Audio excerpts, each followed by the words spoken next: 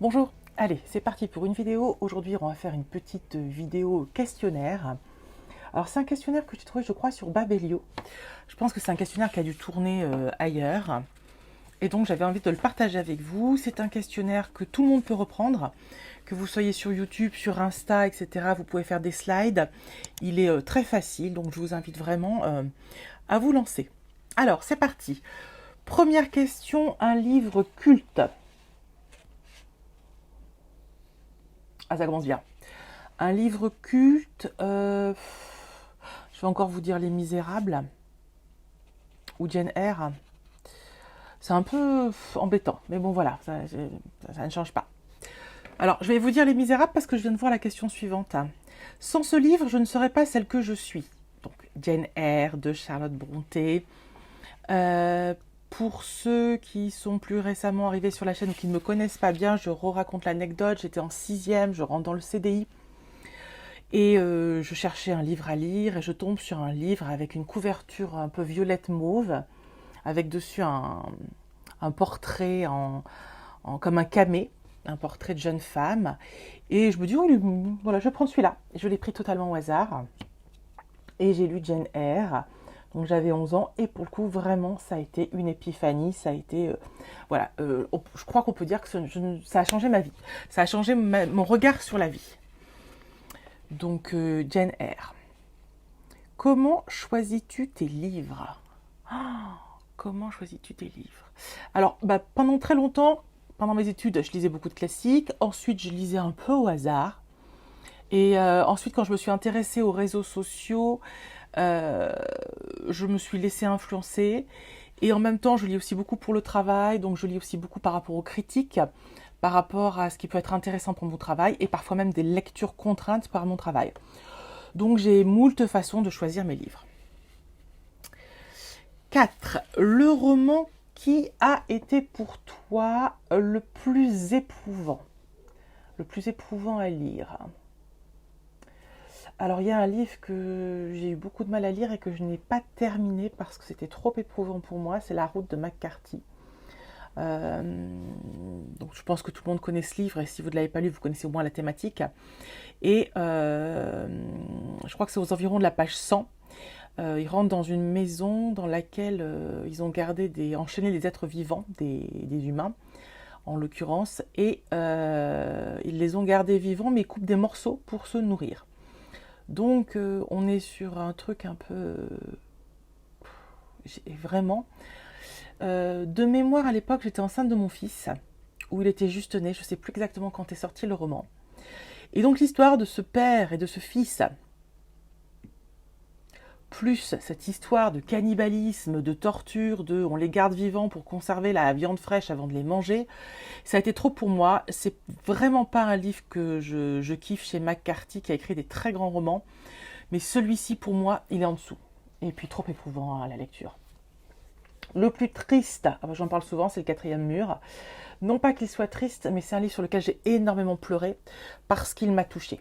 En fait, ça me faisait sortir chez moi cette histoire. Il y a de la guerre, mais en même temps, il y a les arts, il y a la religion, etc. Tout se mêle dans ce livre de façon extrêmement intelligente. Et je me souviens d'avoir eu des gros sanglots à la lecture de ce livre. Merde, j'ai encore tapé le micro, que j'adore. Le plus rebutant, donc un livre que j'ai jamais lu, Ulysse de James Joyce. Voilà, un livre que je n'ai jamais lu et que je ne lirai jamais parce que trop rebutant. Le plus beau.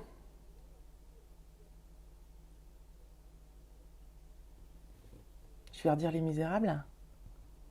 Les Misérables. Le plus noir.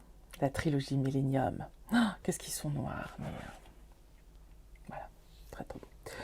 Le plus optimiste. Les livres autour d'Anne. Je trouve que Anne de Green Gables et la suite, c'est des livres qui sont jolis et qui sont optimistes. Donc j'avoue que j'aime bien Anne, je la trouve très optimiste. Le plus réaliste, un qui m'avait choqué par son réalisme et surtout, ouais, je sais pas si je réponds à la question. C'est moins son réalisme que son universalité. C'est La Curée de Zola. Parce que l'univers politique chez Zola est tellement transposable à notre univers politique actuel, que ça m'avait choqué. Donc voilà, le plus réaliste, je dirais La Curée de Zola. Le plus effrayant, eh bien, Shining, que j'ai dû m'y reprendre plusieurs fois avant de réussir à le lire, parce qu'il me faisait trop flipper. Donc Shining de Stephen King. Le plus documenté, comment il s'appelle, le livre de Titiou Lecoq, Comment l'histoire a effacé les femmes, que j'ai trouvé vachement bien, que j'ai adoré comme vous le savez. Le plus agaçant, celui que j'ai détesté, vous le savez, La mort à Venise, il m'a saoulé, l'écriture m'a saoulé, le personnage m'a saoulé, l'histoire m'a saoulé, rien n'allait. Le plus poétique, alors je suppose que c'est le plus poétique, mais pas dans le sens où il faut citer de la poésie. Donc c'est pas de poésie. Ah, remarque. Ah oui, il y a Pagnol. J'aurais pu mettre Pagnol dans le plus optimiste. Il y a quelque chose de chez Pagnol de très optimiste.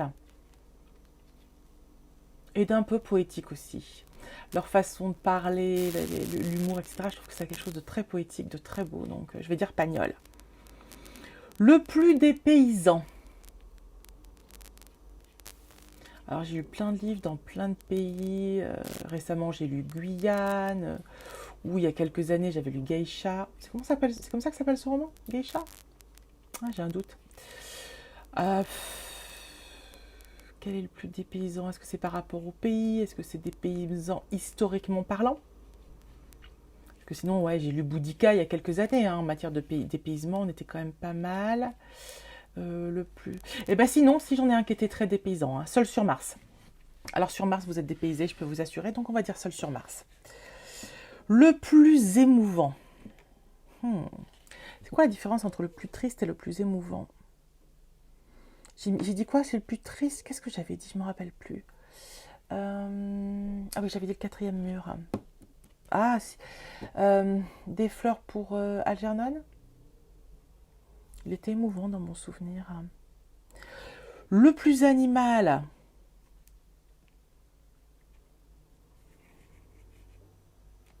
La ferme aux animaux. Il y a plein d'animaux, donc c'est très animal. Et le plus long, le conte de Monte Cristo, qui est extrêmement long, mais qui se lit tout seul. Et ça, c'est génial. 5e question. Ah oui, merde, j'ai pas vu, c'était bien le roman le plus éprouvant, donc c'était bien le roman le plus poétique. Donc j'ai répondu avec du théâtre de Pagnol, donc je n'y suis pas du tout. Donc en roman poétique, c'est dire. Après, moi, je peux trouver des langues extrêmement poétiques alors que le roman ne l'est pas. Typiquement, Lolita de Nabokov, je trouve que la langue est d'une poésie incroyable, alors que le sujet ou le personnage principal sont moyennement poétiques. Donc, c'est un peu compliqué comme question, je trouve. Avec cet auteur, c'est à la vie, à la mort. Alors, j'ai tendance à dire qu'avec moi, il n'y a rien de à la vie, à la mort, parce que je peux parfaitement me lasser de tout, vraiment.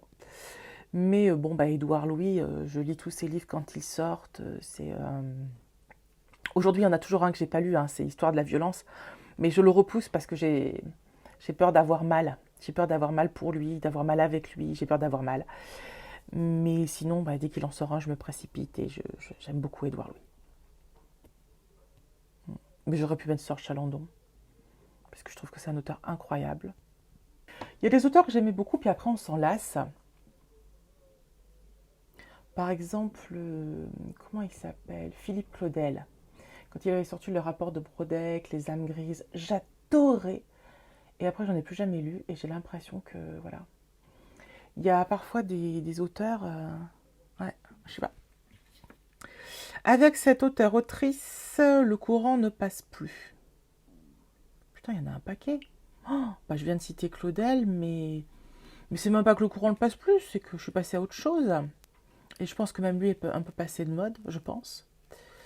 Le courant ne passe plus. Donc quelqu'un que j'aimais et que je n'aimerais plus du tout. Je n'ai pas de nom. Je n'ai pas de nom. Quelqu'un que j'aimais et que j'aimerais plus du tout. Non, souvent ça me le fait aussi sur les polars. Comme j'avais dit dans ma vidéo sur les polars l'autre jour, ma battle book polar, j'ai expliqué que j'avais un vrai problème avec certains auteurs. Je lis et j'oublie. Et c'est pas que le courant passe plus, c'est juste que c'est des livres qui n'impriment pas chez moi. Donc voilà, je ne sais pas trop répondre. 7. As-tu déjà laissé tomber un livre? Oh, oui, tellement souvent. Des fois tout à fait volontairement. C'est-à-dire que je me dis, bon, bah, ce livre, il me plaît pas, j'arrête et je passe à autre chose. Des fois, je me suis dit, non, mais je vais le continuer, je vais lutter. Alors, ça reste à côté de mon lit, plus ou moins longtemps. Puis là, parfois, au bout de 6 mois, le livre est toujours là et je me dis, non, mais ça sert à rien, en fait. D'abord, je me rappelle plus ce que j'ai lu.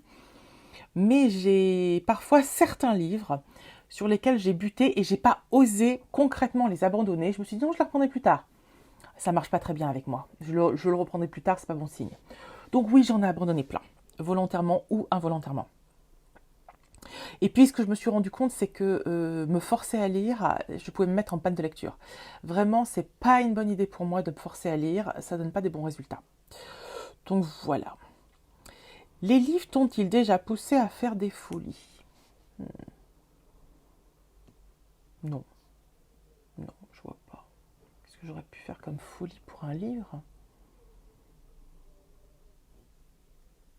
Non, non, je ne vois pas.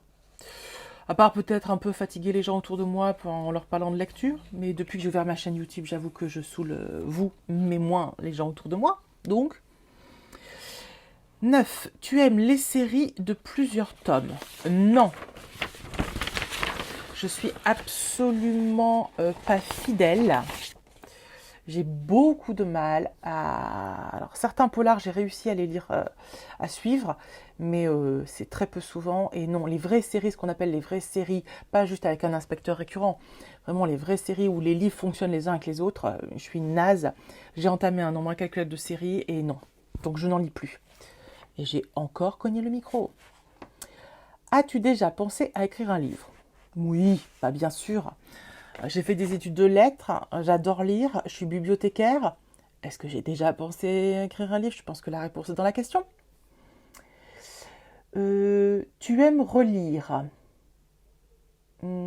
Alors oui, j'aime relire, mais j'ai un peu de scrupule à relire parce que j'ai un peu l'impression que c'est une perte de temps. Surtout depuis que je fais des vidéos où je me dis qu'il faut que je vous propose du contenu neuf, entre guillemets, et que si je relis, bah voilà. Ou alors, il faut que je relise des trucs dont je ne vous ai jamais parlé. Pourquoi pas? C'est vrai qu'il y a de temps en temps des livres où je me dis, ah, j'ai envie de les relire, mais j'ose pas. Actuellement, j'ose pas. Il faudra voir si j'ose me jeter à l'eau. Par exemple, l'autre jour, je disais, j'ai très envie de relire Les Milléniums. Mais il y a 3 tomes, est-ce que je me lance? Voilà. Et 12, une maison d'édition chouchou. Il y en a derrière la vidéo qui doivent rire. Bah oui, on en a quelques-unes. Hein. On a ces petites marottes, hein. Alors évidemment, Gaël Master, hein, qu'on ne présente plus sur cette chaîne, l'Iconoclaste, qu'on ne présente plus sur cette chaîne, Sonatine, que j'aime beaucoup, la manufacture de livres, qui j'oublie des gens vachement bien. Bon, vous me connaissez, vous savez, les maisons d'édition que je lis tout le temps, que je kiffe. Mais si je suis honnête avec moi-même et en totale transparence, vous savez que j'ai un amour de dingue pour Gallmeister. Voilà. Bah écoutez, le questionnaire est fini, c'était court. C'était pas hyper original. Je suis pas sûre que vous ayez appris beaucoup de choses. Mais bon, ça se tentait. Allez, même si c'était court, n'hésitez pas à la liker, à la commenter. Donnez-moi vous vos réponses. Ou partagez-les sur Insta et en me taguant. Ça m'intéresserait de vous lire. Donc voilà. Allez, gros bisous, à bientôt. Ciao.